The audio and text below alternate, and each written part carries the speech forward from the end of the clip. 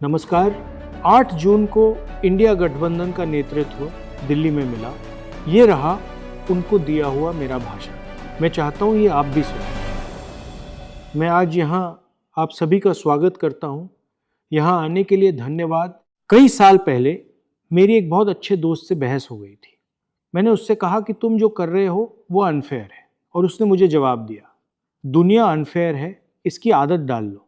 आज कांग्रेस पार्टी के बारे में जो बातें कही गई उनका जवाब देना मेरा काम नहीं है। मेरा काम तो शैव परंपरा की तरह सब कुछ पी जाना है, नीलकंठ की तरह जो सारा जहर पी जाते हैं। आप और जो कुछ भी कहना चाहें, मेरी या कांग्रेस पार्टी की जो भी आलोचना करना चाहें, हम उसे स्वीकार करेंगे, चेहरे पर मुस्कान के साथ खुशी खुशी स्वीकार करेंगे। हम आपको खुश करने की कोशिश करेंगे, क्योंकि हमारी भूमिका मूल रूप से आपकी भूमिका से अलग है। मैं ये बात अहंकार में नहीं कह रहा हूँ। जैसा कि आप में से कई लोगों ने कहा है, हमारी भूमिका आप सभी को प्यार और मोहब्बत के साथ एकजुट करना है। मैं 2004 से कांग्रेस पार्टी का सांसद हूँ, जब मैंने अपना पहला चुनाव लड़ा था। हमारी पार्टी का संगठन भारत की बाकी सभी पार्टियों से बुनियादी तौर पर अलग है, और मैं ये बात पूरी विनम्रता के साथ कह रहा हूँ। क्यों? क्योंकि इस पार्टी की शुरुआत एक प्रतिरोध आंदोलन के रूप में हुई थी, जब आधुनिक भारत अस्तित्व में ही नहीं था। दूसरी सभी राजनीतिक पार्टियों के उलट इसे इंडियन स्टेट के बुनियादी ढांचे और संरक्षण का इस्तेमाल करके नहीं बनाया गया था। कांग्रेस पार्टी एक प्रतिरोध आंदोलन है जो इस विचारधारा की रक्षा करती है कि सभी भारतीय समान हैं। हम मूल रूप से आरएसएस की सोच के खिलाफ हैं। बीजेपी या आरएसएस का साथ देने या उनसे समझौता करने से पहले हम मर जाना पसंद करेंगे, कांग्रेस पार्टी में ही मर जाएंगे। ऐसा करने के लिए आपको हमारे सिर काटने होंगे। मैं इस देश में ऐसे लाखों कांग्रेस कार्यकर्ताओं को जानता हूं जो कहेंगे, हमारे सिर काट दो, लेकिन हम आरएसएस के सामने नहीं झुकेंगे। मुझे ये कहते हुए अफसोस हो रहा है कि इस ग्रुप में एक कन्फ्यूज़न है। कन्फ्यूज़न ये है कि आप यानी एसपी, टीएमसी, आरजेडी ये मानते हैं कि जिन राजनीतिक तरीकों का इस्तेमाल आपने अब तक किया है वो आगे भी काम करेंगे। ये तरीके तभी काम करते थे जब इंडियन स्टेट ने उन्हें काम करने के लिए निष्पक्ष माहौल दिया था। वो माहौल अब नहीं रहा। देश की संस्थाओं पर बीजेपी का कंट्रोल है, लीगल सिस्टम पर बीजेपी का कंट्रोल है, ब्यूरोक्रेसी पर बीजेपी का कंट्रोल है। इंटेलिजेंस एजेंसियों पर बीजेपी का कंट्रोल है, यहां तक कि चुनाव आयोग पर भी बीजेपी का कंट्रोल है। टीएमसी में मेरे कई दोस्त थे, उन्हें पक्का यकीन था कि वो चुनाव में जबरदस्त जीत हासिल करेंगे। मैं उनसे कहता रहा, आप ख्याली दुनिया में जी रहे हैं। मैंने देखा है कि क्या होता है। मैंने ये गुजरात, मध्य प्रदेश, छत्तीसगढ़, हरियाणा और महाराष्ट्र में देखा है, और फिर भी आप में से कई लोग अभी भी मानने को तैयार नहीं है। कांग्रेस संघर्ष करने वाली पार्टी है। इसे काम करने के लिए इंडियन स्टेट की निष्पक्षता की जरूरत नहीं है। असल में भारत की संस्थाओं का गला जितना ज्यादा घोंटा जाएगा, कांग्रेस पार्टी संविधान की रक्षा के लिए उतनी ही आक्रामकता से लड़ेगी। हम सभी कांग्रेस पार्टी के आदर्शों को मानते हैं। वो आदर्श क्या हैं? सत्य, अहिंसा और करुणा। यह मुख्य मुद्दा क्या है?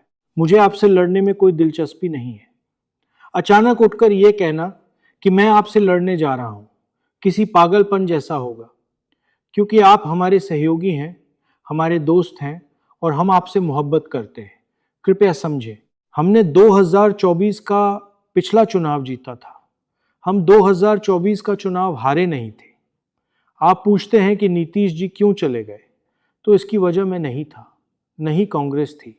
और मैं आपको बता दूं कि आने वाले समय में जो कुछ एक तरीके या साधन अब तक काम कर रहे थे, वे भी काम करना बंद कर देंगे, क्योंकि बीजेपी और आरएसएस इंडियन स्टेट पर अपनी पकड़ मजबूत कर रहे हैं। कांग्रेस पार्टी को 100 साल से भी पहले ठीक इसी तरह के फैसले का सामना करना पड़ा था। 1927 से पहले हम एक राजनीतिक संगठन थे।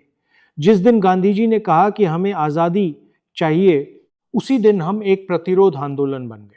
अगर राजनीतिक दल काम नहीं कर पा रहे हैं तो क्या काम करता है? प्रतिरोध काम करता है। प्रतिरोध असरदार होता है। जहां भी हम प्रतिरोध करते हैं, उसका असर दिखता है। मैंने इसे अपनी आंखों से देखा है। मैंने इस देश में 4000 किलोमीटर की पदयात्रा की है। प्रतिरोध काम करता है। आपको किसी राजनीतिक ढांचे की जरूरत नहीं है, आपको ब्यूरोक्रेसी की जरूरत नहीं है, आपको खुफिया एजेंसियों की जरूरत नहीं है। आपको बस प्रतिरोध करने के जज्बे की जरूरत है। यानी मैं प्रतिरोध करूंगा, मैं अन्याय नहीं होने दूंगा, बस बात खत्म। यह एक भावना है, यह कोई संगठन नहीं है। यह सोचने का एक तरीका है और हम चाहें या न चाहें हमें इसी रास्ते पर चलना होगा। सोच बदलनी होगी। अब सोच ये होनी चाहिए, हम आपस में नहीं लड़ेंगे, हम प्रेस को हम पर हमला करने का मौका नहीं देंगे, हम प्रतिरोध करेंगे। आप सोच रहे हैं कि चुनौती अगला चुनाव जीतना है। अगला चुनाव तो पहले ही जीता जा चुका है। समझिए, भारत के लोगों में इतना गुस्सा है कि अगला चुनाव तो पहले ही खत्म हो चुका है। असली समस्या यह है कि आरएसएस ने भारतीय व्यवस्था पर कब्जा कर लिया है। समस्या यह है कि आपको जीतने के लिए कोई निष्पक्ष और स्वतंत्र चुनाव ही नहीं मिलेगा। इसलिए हमें प्रतिरोध के अंदाज में आना होगा। सीबीएसई प्रतिरोध है, नीट प्रतिरोध है, ग्रेट निकोबार जाना प्रतिरोध है और भारत जोड़ो यात्रा, ये सब प्रतिरोध ही हैं। आप सुबह उठते हैं और सोचते हैं मैं प्रतिरोध कैसे करूं, और फिर आप प्रतिरोध करते हैं। इससे काम बनेगा। मैं गारंटी देता हूं कि इससे काम बनेगा। और मेरे नजरिए से मैं किसी भी तरफ से आने वाली आलोचना को स्वीकार करने के लिए पूरी तरह तैयार हूं, क्योंकि मेरे लिए यह एक धार्मिक कर्तव्य है, यह एक आध्यात्मिक कर्तव्य है। अब यह राजनीति नहीं रही। और इसीलिए मैं आपसे वादा करता हूं कि इस समूह को एकजुट करने और इसे सफल बनाने के लिए मुझे जो भी अपमान सहना पड़े, मैं उसे सहूंगा। आगे कैसे बढ़ना है ये बहुत साफ है। हमें एक खास सोच से बाहर निकलना होगा। ममता जी को 100% यकीन नहीं है, लेकिन उन्हें लगभग 90% यकीन है कि उनका चुनाव उनसे छीन लिया गया था। उद्धव जी को 40% यकीन है कि उनका चुनाव छीन लिया गया था। मेरे भाई तेजस्वी जी को भी 40% यकीन है। सुनिए, चुनाव 100% छीने जा रहे हैं। कृपया अपने मन से शक निकाल दें और यह भी समझें कि सोशल मीडिया पर अपनी पहचान बनाने में सालों साल लगते हैं। ये एक हफ्ते में अपने आप नहीं हो जाता। मेरे YouTube पर 1 करोड़ फॉलोअर्स हैं, लेकिन मेरे अकाउंट को पूरी तरह दबाया जा रहा है। इसीलिए अगर आपको लगता है कि सोशल मीडिया निष्पक्ष है और विपक्ष को इससे मदद मिल रही है, तो आप एक अलग ही दुनिया में जी रहे हैं। पूरा सिस्टम, मीडिया, सोशल मीडिया, कानूनी व्यवस्था, ब्यूरोक्रेसी, इंटेलिजेंस एजेंसियां सब इस सरकार को सत्ता में बनाए रखने के लिए काम कर रहे हैं। लेकिन ये सरकार टिक नहीं पाएगी, क्योंकि इसने हमारे लोकतंत्र को बर्बाद कर दिया है। इसने भारत के लोगों का भविष्य बर्बाद कर दिया है। ईरान में जो हुआ है, उसके बाद अब जो होने वाला है, उसे रोका नहीं जा सकेगा। यह स्थिति बेकाबू होगी और इससे हमें आम लोगों को एकजुट करने का मौका मिलेगा। साथ ही ये सोच छोड़ दें कि हमारे बीच तालमेल नहीं है और हम मिलकर काम नहीं करते। ये सब बातें बीजेपी फैला रही है, ये सच नहीं है।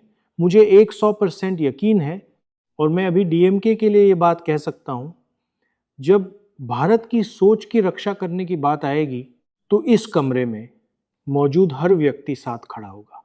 हमारी आपस में लड़ाइयाँ हैं, लेकिन अगर आप मुझसे केरल के पूर्व मुख्यमंत्री को गले लगाने के लिए कहें तो मैं ऐसा नहीं कर सकता और नहीं करूँगा, क्योंकि उनके साथ मेरी राजनीतिक लड़ाई चल रही है। इसलिए हमें लचीला होना होगा और ये समझना होगा कि हम पर ज़बरदस्त हमला हो रहा है, जिसका मकसद यह साबित करना है कि विपक्ष कमज़ोर है। आखिर में मुझे लगता है कि हमारी बातचीत में अक्सर थोड़ी निराशा झलकती है। लोग सोचते हैं, हे भगवान, हम बीजेपी को कैसे हराएंगे। मैं आपको बताता हूँ, अगर हम एकजुट होकर उनका मुकाबला करें तो उन्हें हराना आसान है। पिछले चुनाव में किसी को भी, मेरे अलावा इस कमरे में मौजूद किसी को भी, यह यकीन नहीं था कि हम बीजेपी को हरा सकते हैं। अब इस कमरे में मौजूद हर किसी को यह यकीन करना होगा कि हम उन्हें हरा दें। आप इस यकीन के साथ शुरुआत करें और मैं आपको गारंटी देता हूँ, एक के बाद एक राज्य में, एक के बाद एक चुनाव में, चाहे वो बेईमानी करें या ना करें, वो हारेंगे। बहुत बहुत धन्यवाद।